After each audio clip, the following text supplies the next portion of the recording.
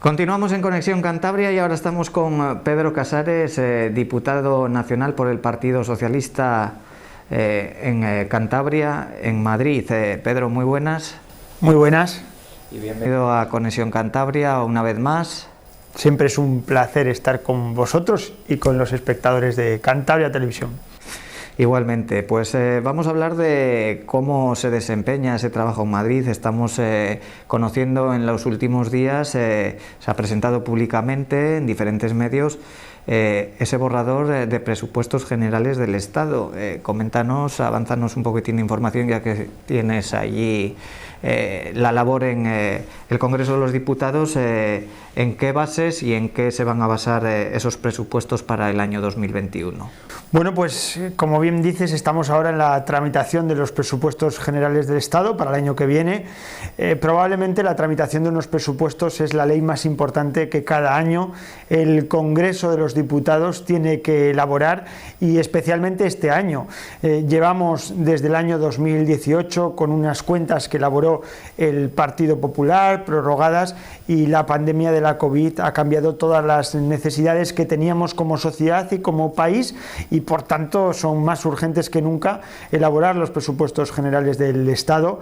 La previsión que tenemos desde el Gobierno de España es que los primeros días de enero podamos ya contar con esas cuentas públicas, que fundamentalmente van a obedecer a tres grandes objetivos. En primer lugar, recuperar buena parte de lo que la pandemia de la COVID-19 nos ha quitado. Hemos hecho un esfuerzo enorme como sociedad, como país, y tenemos que recuperar mucho de lo que nos ha quitado la pandemia. En segundo lugar, avanzar en la transformación de nuestro tejido productivo, de nuestro modelo económico, para impulsar el crecimiento económico y la recuperación de empleo.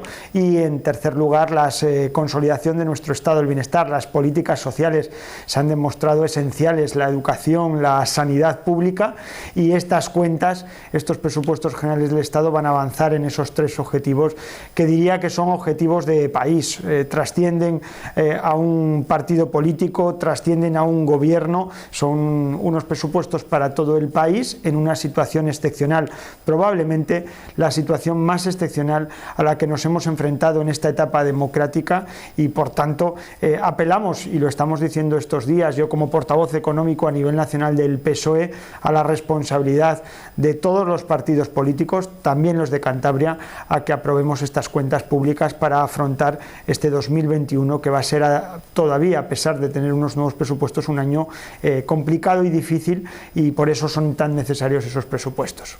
Principalmente a la hora de elaborar un presupuesto, partidos que gobiernan al final son los que quizá añaden o trabajen más en esas inversiones, pero una de las cosas que sí que tienen que conocer los espectadores es que se mantienen reuniones con las diferentes agrupaciones políticas y se contemplan también la introducción de sus propuestas, ¿no? Que no es una cosa que se elabora solamente por dos partidos que gobiernan, sino que también se tiene en cuenta pues las aportaciones o ideas que puedan aportar las diferentes agrupaciones, aunque haya siempre discrepancias. Sí, el Gobierno de España tenía claro que en la medida que estos son unos presupuestos generales del Estado de país para hacer frente a los retos ingentes que tenemos, sobre todo causados por la crisis sanitaria, económica y social derivada de la pandemia de la COVID-19, tenían que ser unos presupuestos que contasen con el apoyo de las distintas fuerzas políticas. Hemos hecho un trabajo enorme de diálogo durante estos meses de negociación con los partidos políticos que componen el Congreso más plural de nuestra democracia. Nunca antes había habido tantos partidos representados en el Congreso de los Diputados, y en esa medida los presupuestos generales del Estado que hemos presentado a la Cámara y al conjunto de la sociedad española ya introducen muchas de esas medidas. Por tanto, son unos presupuestos que tienen un amplio respaldo de entrada pero que aspiramos también en el trámite parlamentario, en la negociación parlamentaria, a tener todavía un mayor consenso, porque los 350 diputados y diputadas que vamos a votar esta ley, la ley de los presupuestos, tenemos que dar sobre todo respuesta a una pregunta fundamental. ¿Hace falta unos presupuestos que nos ayuden como país a salir de la grave situación social y económica que tenemos? ¿Sí o no?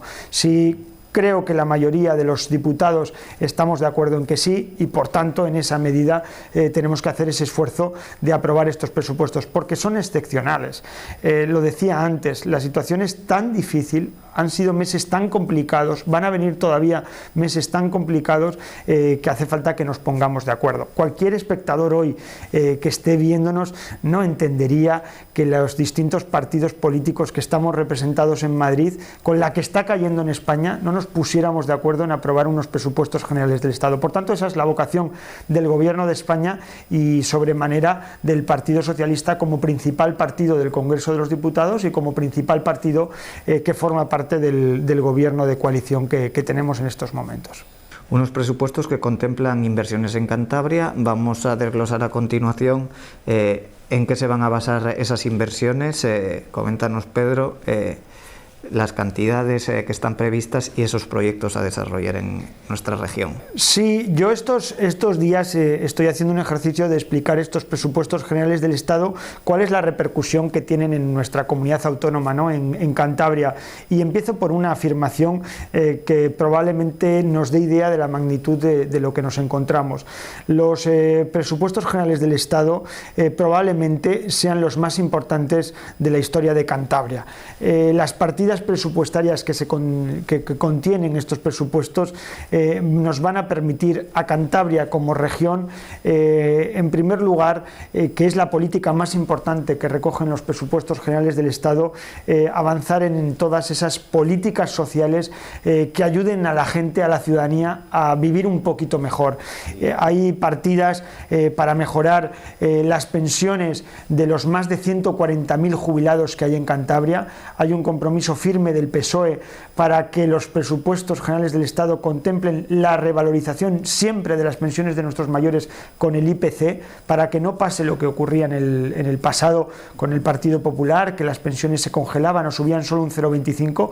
Todos los jubilados de Cantabria van a ver cómo se incrementan sus pensiones un 0,9%, que es la expectativa del IPC, y además las no contributivas, las pensiones más bajas, se van a incrementar el doble, un 1,8%, y a partir de ahí muchísimas políticas sociales para seguir equiparando los permisos de maternidad y paternidad, políticas para incrementar el número de becas, la mayor partida de becas de la historia de nuestra democracia, también para subir el sueldo de todos los empleados públicos que han dado lo mejor de sí durante esta pandemia. Estoy pensando en los médicos, en los enfermeros, en los profesores, en las fuerzas y cuerpos de seguridad del Estado, en toda esa gente que ha estado al pie del cañón en los servicios sociales, que Cantabria y España tienen una deuda con ellos por ese trabajo impagable que hacen para el conjunto de la sociedad. En fin, partidas para seguir implementando el ingreso mínimo vital. Son muchas, ¿no?, las partidas sociales. Ese sería la principal paquete de inversiones sociales, en este caso, que tienen los presupuestos generales en Cantabria. Y luego el segundo gran grupo de inversiones, esas inversiones que en algunos casos llevaban más de una década esperando, o son proyectos que llevan mucho tiempo en el cajón y no se acababan de ver en los presupuestos. La principal de las inversiones que diría es los 44 millones que hay para el Hospital Valdecilla. Es la mayor aportación de un gobierno de España en unos presupuestos generales para nuestro hospital, 44 millones de euros, con ese firme compromiso del gobierno de Pedro Sánchez, del gobierno de España, de que se pague íntegramente la deuda que el Estado tiene con Valdecilla. Y después, pues todas esas inversiones que fundamentalmente están en el Ministerio de Transportes, Movilidad y Agenda Urbana, inversiones para infraestructuras, inversiones para carreteras, inversiones para el ferrocarril, inversiones también en algunos proyectos culturales. ¿Cuál podríamos destacar? Bueno, pues el plan de cercanías para mejorar la red de tren que hay en Cantabria, que la usan a diario miles de cántabros y de cántabras para ir a trabajar, para ir a la universidad, para desplazarse a Santander, a Torrelavega. Es fundamental la inversión en la red de cercanías, pero luego muchas otras, como por ejemplo inversiones para la llegada de la alta velocidad a Cantabria. En este momento las obras se están desarrollando en la provincia de Palencia, el dinero está contemplado en los presupuestos de la provincia de Palencia, o inversiones para carreteras, como por ejemplo pues el tercer carril, los estudios del tercer carril y las obras de Santander Torrelavega, también de Laredo hacia Vizcaya, el ramal de la A67, el acceso al puerto de Santander, en fin, muchas inversiones que contemplan estos presupuestos generales del Estado, que sobre todo demuestran una cosa: el compromiso del Gobierno de España, de este Gobierno de España y de su presidente Pedro Sánchez con Cantabria, porque en el pasado se han hablado de muchas inversiones, pero lo cierto y verdad es que se hablaba mucho y muy pocas se materializaban en los presupuestos generales del Estado. Me imagino que con este estado de alarma que hemos estado atravesando estos días y que parece que a futuro pues vamos a tener que mantener presente, fuera parte de esas inversiones en infraestructuras, hay muchos comerciantes, empresarios que ahora mismo demandan ayudas para poder seguir trabajando y produciendo pues en sus instalaciones, en sus fábricas, y generar esos puestos de trabajo y mantener las plantillas. Ha sido grande también el esfuerzo por parte del Estado de cara a intentar paliar esta situación, porque sí que todos sabemos que ha sido algo que se desconocía, nunca se había vivido en la sociedad, una pandemia mundial, y que gobierne quien estuviese gobernando, la situación hubiese sido complicada de gestionar, y que al final, pues con el paso de los días y fruto de la experiencia y conocer de mano cuáles son las situaciones y lo que demandan los ciudadanos, pues se va intentando poco a poco poner soluciones, ¿no? Sí, como bien dices, era muy difícil prever una pandemia de estas características. Es una pandemia global, ha afectado a todos los países del mundo con una intensidad nunca antes conocida, y sus consecuencias sanitarias han sido dramáticas, están siendo dramáticas en términos de pérdidas de vidas humanas y de muchísimos enfermos que están todavía hoy pues dando la batalla en los hospitales, en las UCIs o en sus casas para contener la pandemia de la COVID. Pero sigue lo que el Gobierno de España, lo que las instituciones públicas podíamos hacer, ha sido esencial. En anteriores crisis económicas, estoy pensando en la última crisis económica y del euro, el Estado se puso de perfil, la Unión Europea se puso de perfil. Nos dedicamos a rescatar bancos en lugar de a rescatar familias, y las principales aportaciones, lo vimos con los gobiernos de Rajoy en el año 2012, pues fueron ingentes cantidades de dinero a la banca de este país. Bueno, en esta ocasión el Gobierno de España lo tenía claro, y teníamos que entre todos, con el concurso también de la Unión Europea, generar la mayor red de protección de nuestra historia. Y ahí el papel de España ha sido básico, en primer lugar, para convencer a Europa que había que dar una respuesta común en todos los países de la zona euro y del conjunto de la Unión Europea, y fruto de eso es el esfuerzo que Europa está haciendo, por ejemplo, en ese plan de 750.000 millones de euros de los fondos de recuperación, de los que España va a recibir 140.000 millones, y 70.000 millones de euros, que se dice pronto, van a ser de transferencias directas no reembolsables en forma de ayudas a España, que van a permitir, por ejemplo, que en los presupuestos del año que viene haya inversiones directas de 26.000 millones de euros de fondos que vienen de Europa para dar respuesta a la crisis económica. Y luego el Gobierno de España ha hecho un trabajo como nunca. Se han movilizado recursos públicos del entorno del 20% del PIB, del 20% de nuestro Producto Interior Bruto, en tres pilares básicos, esenciales, que han permitido aguantar a España como país, a nuestras empresas, a las familias o a los trabajadores. Los ERTE, 5 millones de nuevas prestaciones han sido gestionadas por el Gobierno de España para mantener las rentas de las familias, de los trabajadores y de los autónomos, más de 3,5 millones a través de los ERTE, para que todas aquellas personas que no pudieran trabajar tuvieran garantizado un salario, o más de 1.100.000 autónomos que han recibido por primera vez en la historia una prestación por cese de actividad para que tuvieran también garantizada una renta.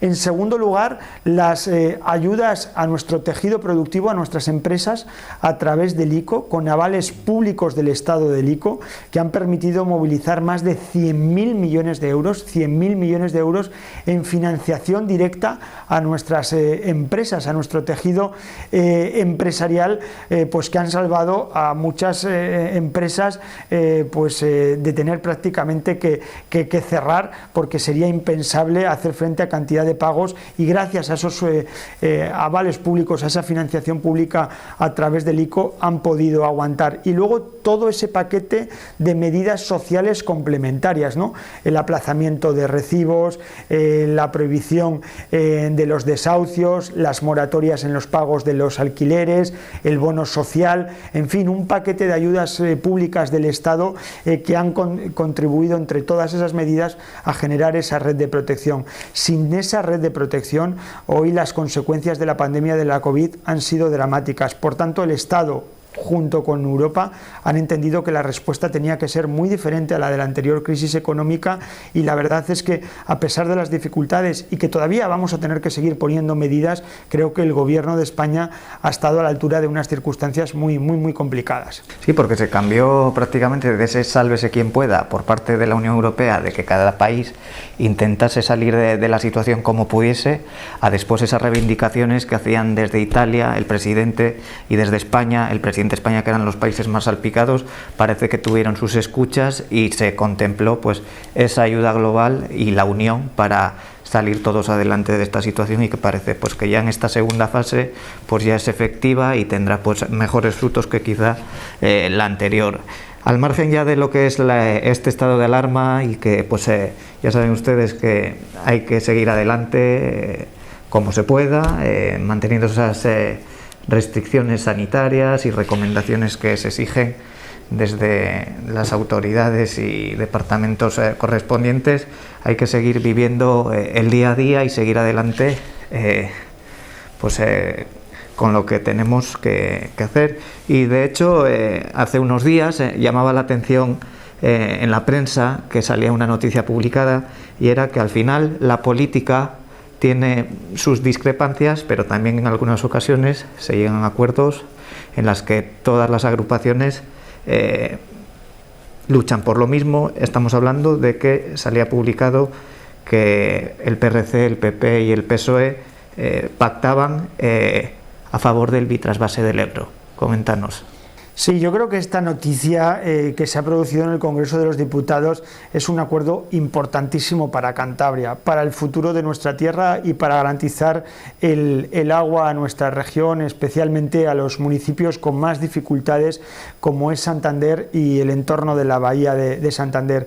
Y demuestran una cosa, que cuando la política quiere, la política puede, y los partidos políticos hemos dejado al margen nuestras diferencias y nuestras discrepancias por el bien de Cantabria. Ese acuerdo es un acuerdo histórico que fuerzas políticas de muy diferente signo político, como puede ser el Partido Popular, el Partido Regionalista, también Unidas Podemos o el Partido Socialista, nos hayamos puesto de acuerdo en algo que era bueno para Cantabria. Este acuerdo va a permitir que en nuestra región tenga garantizado el suministro de agua. En primer lugar, por si fuera necesario, como ya ha demostrado el Gobierno de España, el Gobierno de Pedro Sánchez, pues una transferencia directa de 5 hectómetros cúbicos para la emergencia, para lo inmediato, pero en segundo lugar algo que todavía es más importante, que es ese bitrasvase que va a permitir movilizar 25 hectómetros cúbicos que prácticamente dan por garantizado el suministro de agua a largo plazo en Cantabria. Hay un compromiso además firme de la vicepresidenta cuarta y ministra de Transición Ecológica de que se cumplan los acuerdos que hemos firmado en el Congreso. El Partido Socialista lleva toda la legislatura desde que hemos empezado trabajando en esta dinámica, y yo además tengo que agradecer a todas las fuerzas políticas, al Partido Popular y especialmente también al Partido Regionalista de Cantabria, que nos hayamos puesto de acuerdo en algo que es bueno para nuestra tierra, que es bueno para los hombres y mujeres de Cantabria, y que hayamos demostrado que por encima de la lógica diferencia, pues en el Congreso de los Diputados se pueden hacer muchas cosas buenas para Cantabria, como es esta en concreto, ¿no? Pues ahí queda ese pacto. Al final queda claro que muchas veces esos proyectos comunes y de interés general hacen que se lleguen a este tipo de acuerdos que son beneficiosos para la sociedad en general. Pues nada, Pedro, muchas gracias por estar en Conexión Cantabria, que te veamos próximamente nuevamente por estos platós, avanzando más propuestas y proyectos que lleguen a Cantabria. Bueno, y preguntarte cómo estás viviendo la situación de crisis sanitaria y de trabajo pues en Madrid. Me imagino que pues con esas medidas de seguridad, al final esa restricción entre comunidades autónomas de movilidad y demás, pues también sea un poquitín complicada de llevar, ¿no? Sí, la verdad es que la situación está siendo muy complicada. Nadie pensaba que Madrid, que es una ciudad que desprende vida, es una ciudad que está siempre en continua evolución, sus calles llenas de gente y con mucha actividad, pues estaríamos en una situación como la que vivimos. La verdad es que la gente está demostrando una responsabilidad enorme. Se cumplen las medidas que son fundamentales para parar esta pandemia, el uso continuado de la mascarilla, la higiene continua de manos y la distancia social, y luego reducir al máximo pues toda la actividad social, ¿no? Hacer fundamentalmente lo imprescindible.